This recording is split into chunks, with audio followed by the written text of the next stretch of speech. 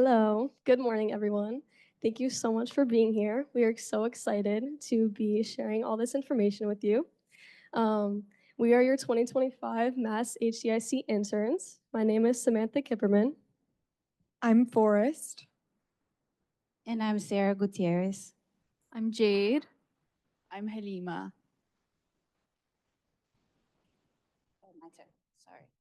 Okay, so today we will just be talking about, this is our agenda, and we're going to be talking about Mass ACIC and the All-Star internship, the highlights overview, Barnstable, because we focused on that, and Falmouth as well, the innovator outreach, and the takeaways. Great. So for those of you who don't know what Mass HCIC is, we'll give you a little bit of an overview. So Mass HCIC is a nonprofit working to leverage innovation to achieve our three main goals, which is climate resilience, net zero, and affordable housing. And so as summer interns in the All-Star program, we have the opportunity to spend the summer on the Cape working with towns and organizations to connect innovators working on climate technology with testing grounds, doing research and communicating with the innovators themselves, and really establishing a sort of regional innovation hub here on the Cape at Ground Zero, where we're facing all of these issues and challenges that we hope to meet with innovation and solutions. And so just to give a little bit of an overview of what we'll be talking about today, there's two main focuses to our work. So the first focus is cataloging the assets. So what this means is collecting data and information on both built and natural land parcels owned by the towns that we work with, and collecting information on what opportunities and issues those assets face that we could potentially pair with innovative solutions. That connects to the second part of our work, which is the innovators. So reaching out and contacting founders and creators of climate technology that need both testing grounds to start commercializing their product and want to start testing and scaling up in a real environment. So as Mass HCIC interns, we're really bridging the gap between those two factors. So we connect the assets with towns and we connect towns with solutions, and that's the work that we aim to do. So this is just another visualization of kind of the parallel lines between startups and towns and how the work that we aim to do tries to make these parallel lines intersect.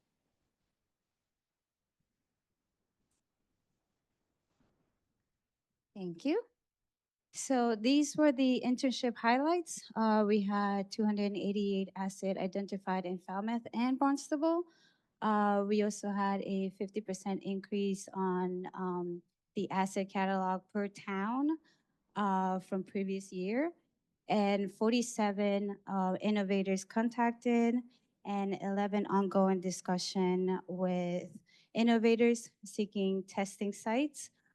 We also had, tell you right now, it was 14% increase in cataloging rate per intern. So Sarah and I were partnered with the town of Barnstable. Thank you to Sean Hogan. And the interns last year had cataloged Barnstable. And so we were able to add 35 assets to this catalog list where we visited each of those sites. And this summer, we spent a large amount of our time cataloging Barnstable Housing Authority properties. Housing Authority properties are public housing that are affordable rental units. And they are provided by government agencies. And so we spent a majority of our time cataloging these properties because we think that there is great potential to bring in innovators here. And we also cataloged community and recreational properties, potential development sites, public and governmental buildings, historic and cultural sites, as well as libraries and educational facilities.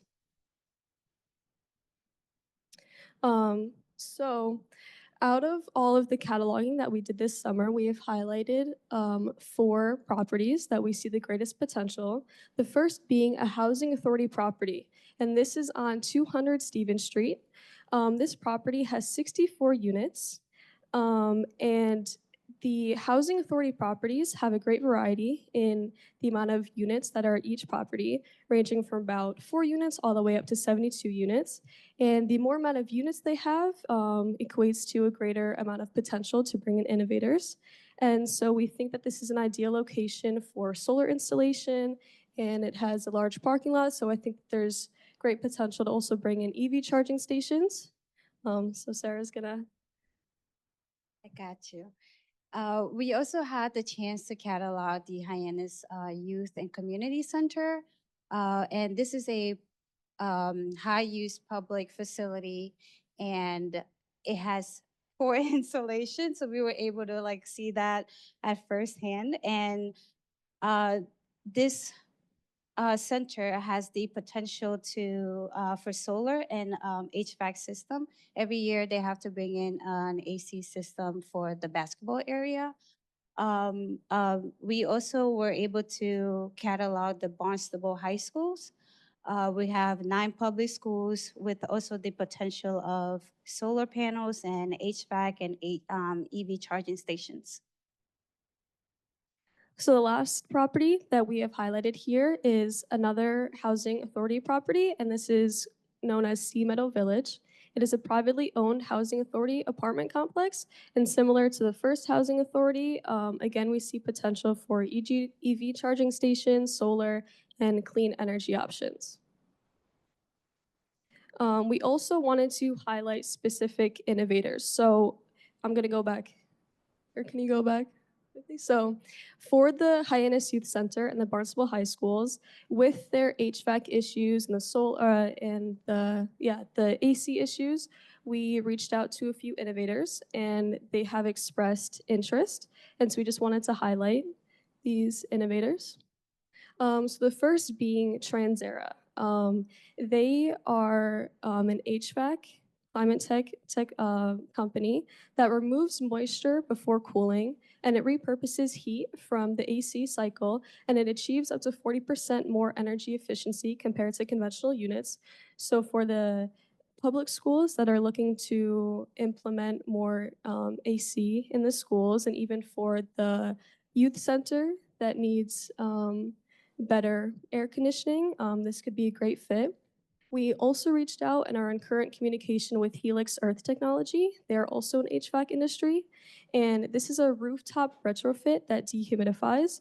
So this means that it is a dehumidifier that adds on to the existing rooftop AC unit, and it improves energy efficiency, enhances cooling performance, and can also operate as a standalone dehumidifier. So for the public schools that have no air conditioning at all and have no rooftop units, this can still be of use, just simply as a dehumidifier.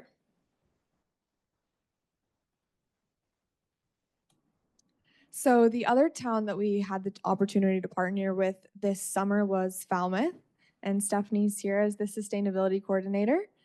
So we added 253 assets to our catalog for Falmouth, and of those assets, we identified 75 innovative opportunities. A little bit of a breakdown on the asset types that we were looking at. We had 43% were built assets, 48% were natural, and 7% roughly were a mix of both. So that might have been a small building on a largely natural area that we didn't want to categorize as one or the other. Of those assets that we identified opportunities with, we have a little bit of a breakdown here showing what sectors those opportunities align with. So as you can see on this chart, some of the largest sectors we identified opportunities for were carbon sequestration potential, housing and development innovations, renewable energy, and water quality. So again, doing a little bit of a breakdown on the different types of assets that we were cataloging, we wanted to highlight a few for you today. So the first one we wanted to talk about was the Children's School of Science in Woods Hole.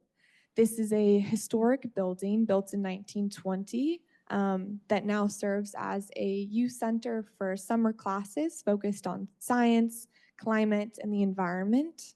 The building is very old, and so it lacks proper insulation and has no AC.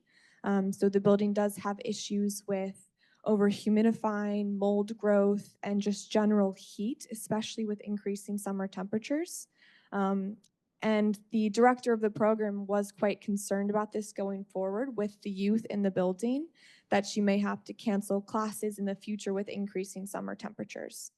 So with this asset, we identified potential for improvements in the HVAC system and energy efficiency.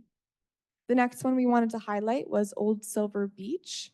So this land parcel was a mix of both natural and built. So there's a parking lot on site with a food shack elevated about 10 feet above sea level, and that's defended by a bulkhead that then drops down to the beach area. But this area is susceptible to sea level rise and sand migration.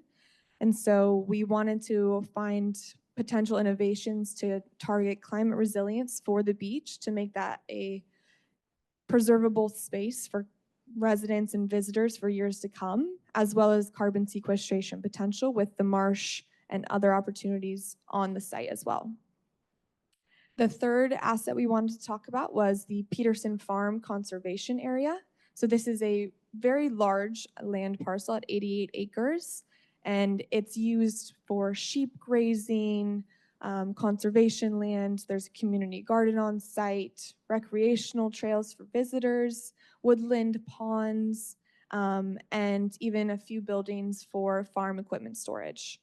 There is an electrical fence on site used for the rotational grazing or keeping the sheep in their area. But we saw a lot of potential with the wide open spaces for opportunities with renewable energy and enhancing agriculture on site. The fourth one we wanted to talk about was the Falmouth Country Club, which is a 81-acre golf course in Falmouth owned by the town.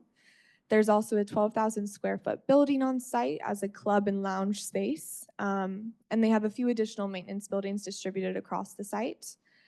They use gasoline and diesel club carts currently, and they would be interested in switching to electric if the cost made it effective for them. But we did see with that massive expanse of land, carbon sequestration potential there, which we'll get into in a little bit. Now we're going to be moving on to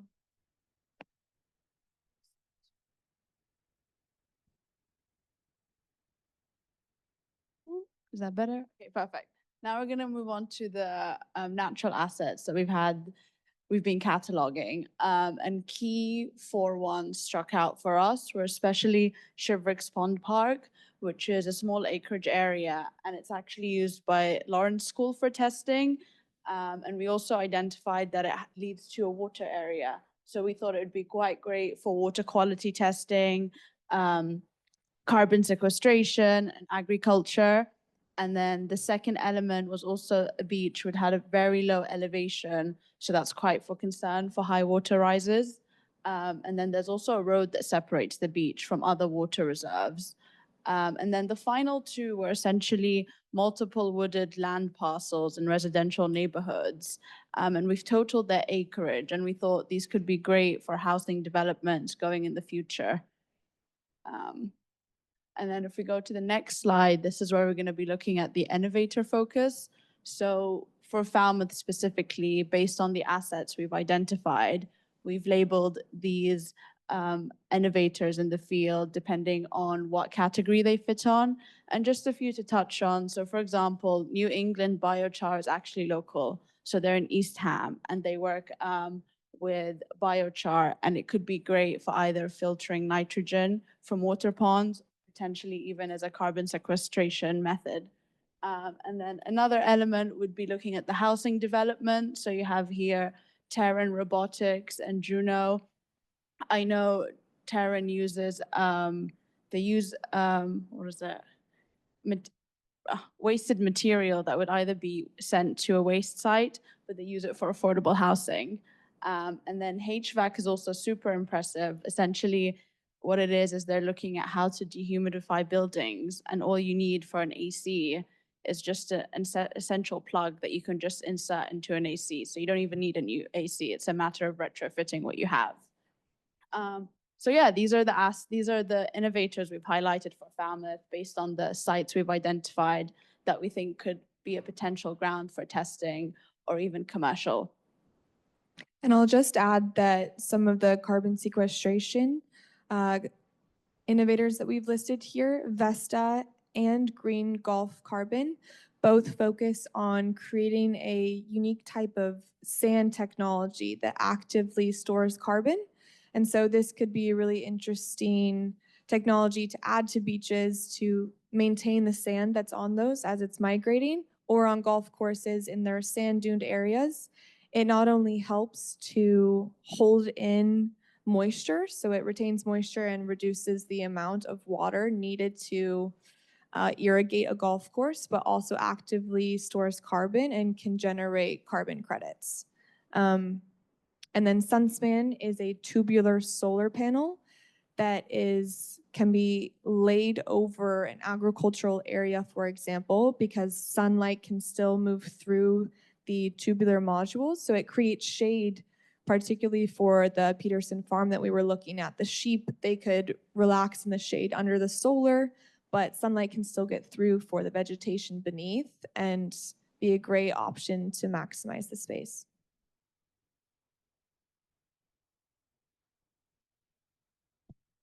Yeah, so to continue on with the innovator outreach highlights, in total, we researched 70 different innovators or startups based on combing through last year's collected data from the cataloging as well as this year's collected data from Barnstable and Falmouth, trying to find potential sites that might be available for testing and assessing the types of technologies these sites might be suitable for. And so we ended up contacting 47 of these innovators and made connections with 18. And currently we have 11 ongoing discussions about pairing innovators with these towns. And so there are quite a few different industries and sectors represented among the 47 innovators that we contacted. The energy sector and then housing development and construction sectors were the most well represented, but we also had startups that were dealing with building analytics using AI, efficient landscaping tools, waste management solutions. So there was a lot of different innovations represented. And so here's just a breakdown of the two most well-represented industries that we were dealing with. For the housing development and construction industry, 5 of the startups were dealing with green building materials. So for example, there was one called Cyanoskin that was making an algae-based coating to kind of make an alternative to like a green roof, but on walls with using algae. Other housing development and construction startups were creating smart building materials, and then others were making modular or prefab housing solutions. And then as for the energy industry, there was a lot of solar. So 5 or 6 of the startups that we were in connection with were dealing in the solar industry, but there was also one that was reinventing the battery, one that was dealing with biochar, electricity, and green hydrogen. And this is just a visual of where the 47 startups are headquartered. So there are 8 countries represented. There's a plethora of startups based in the US, but the majority of the startups based in the US were actually based in Somerville because we had been looking through Greentown Labs, which is the world's largest climate tech incubator. So they provide a physical lab space and resources, mentorship and networking opportunities for high potential startups to allow them to scale up and grow their businesses. So Somerville was well represented here. And then as for the maturity of the 47 startups that we had connected or contacted, the majority are 5 years old or younger, so they're all pretty new.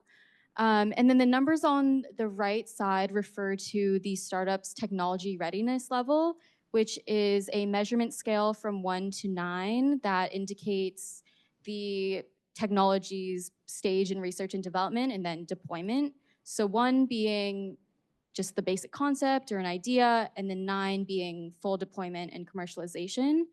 So of the 18 innovators that we have connected with, the average TRL was a 6.8, and the average TRL of the 11 innovators that we're still in discussion with is a little bit lower. It's a 5.8 because these startups are more focused on the getting out into the real world for testing.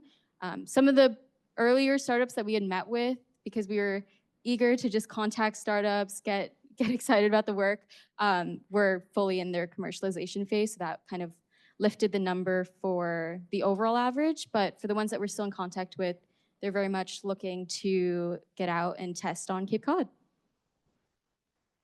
So this is a visual of the startups that we have been in contact with. On the left-hand side are the 18 that we've had discussions with, either via video chat or long email chains.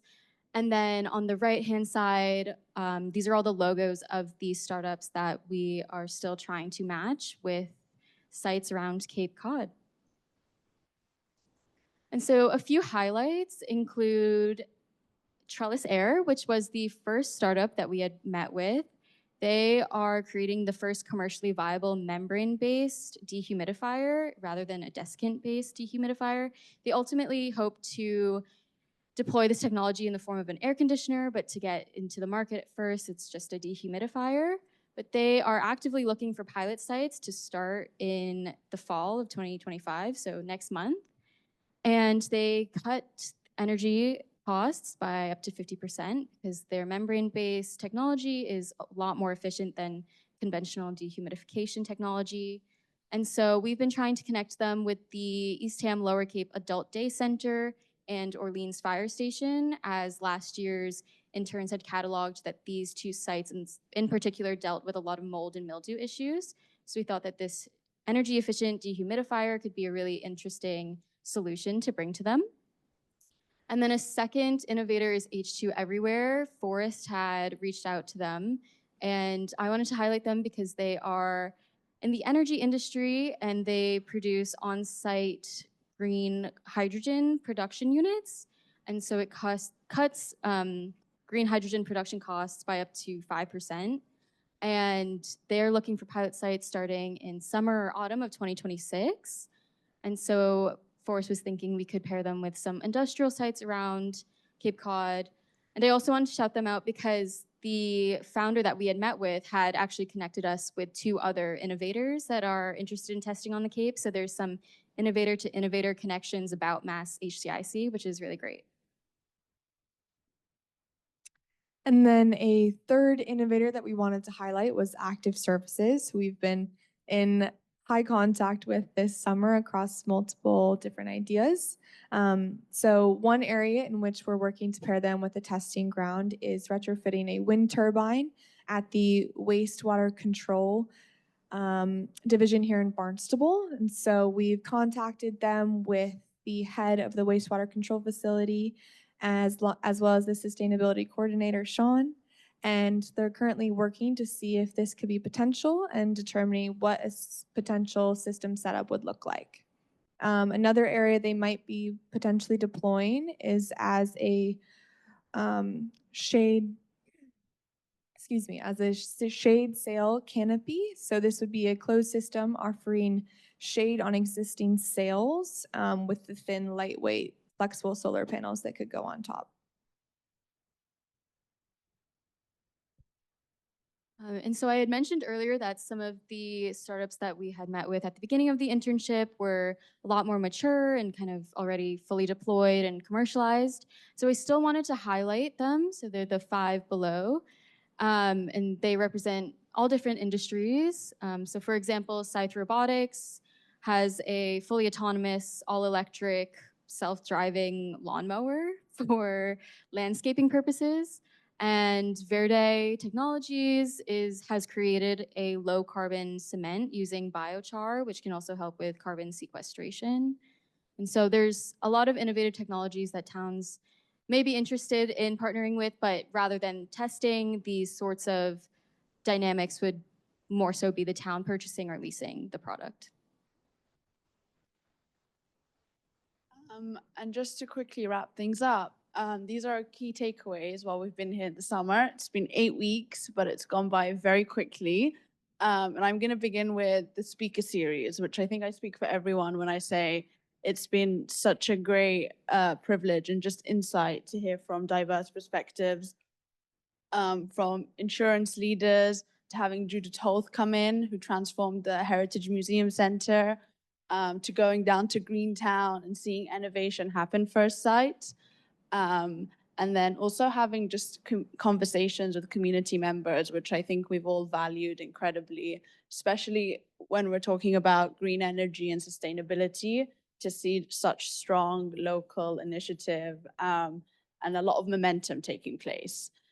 So whether that's been me speaking with Susan from the Faith Communities Network or Falcan, it's been very promising. And then also our independent projects. So we've all explored our personal interests and tried to tailor them to what the town needs, what the town is working on. And we'll be diving into that further later on. And then also, but not least, is the coaching we've had with Lou. And this is one of the highlights where we went to the Knob. Not only has it built, I think, our professional development, learning about cues and communication, and also roles to take when you're doing an internship, whether you're reaching out or speaking to people, there's different hats you have to wear. So that's been our overview of the summer. And this is our thank you.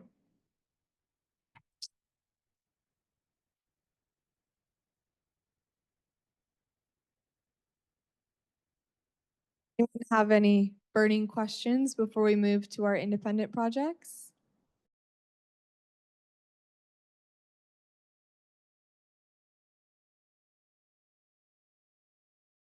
So I'm currently in the process of setting up Salesforce or some CRM setup for me once the internship ends. And they've already kind of forwarded me emails of them and CC'd me on them. So that's kind of my next task to make sure we maintain those, as well as the town relationships.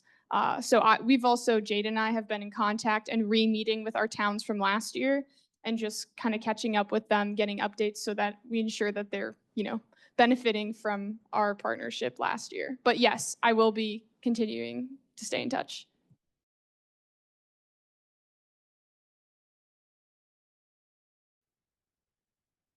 So for our individual projects, for some of us, we've delved into that data to show that comparison. So not to spoil it, but I'm looking at Falmouth and the energy coaches. And I do look at what's the key polluters that are in Falmouth, for example. So for some projects, we have delved into the data and the statistics. So actually some of the startups we also have met with do consulting like that. And so some of them, I think QEA, which Sarah was trying to get in contact for her project, literally has a drone and assesses an entire building, can find out where the temperature is leaking, and then what's more appropriate and cost effective for the customer to either improve insulation first to cut those costs rather than just, throwing on solar first. So there's a bunch of those things. And then also our sustainability coordinators for the towns are deep in contact with us, and they really kind of do the crux of that job as well. So they kind of assist our interns in giving us tips in turn with that. Yeah, I'll just mention that that's a great point you make. And at least working with Falmouth, they recently did a building assessment on all of their town-owned buildings that really went into detail on the energy use and everything you just mentioned. So Falmouth in particular is ahead of the game. They're already doing that. I can't speak on behalf of other towns because I was working with Falmouth, but it's a great point that you make.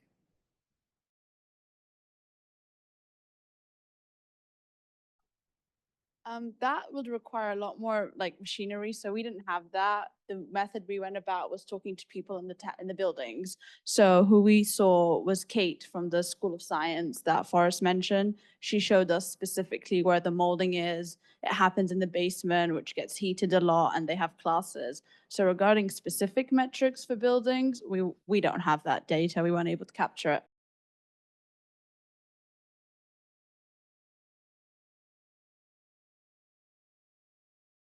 Yeah, so out of the 6 solar startups that we discussed with, they all get private funding and do like pre-seed funding rounds. We're actively in there or raising money for their pre-seed rounds. So it's mostly privately funded in that space.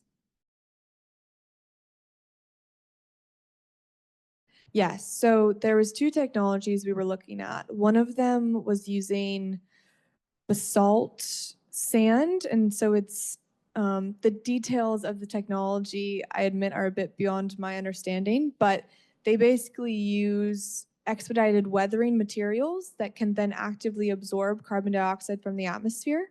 And so when you use it in sand product, for example, on a beach or on a golf course, when you put it down, it can have carbon capture credits because it's storing and sequestering carbon.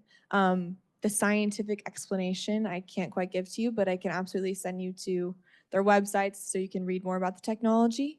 But those materials also can retain more water as well. Those are 2 of the benefits of it.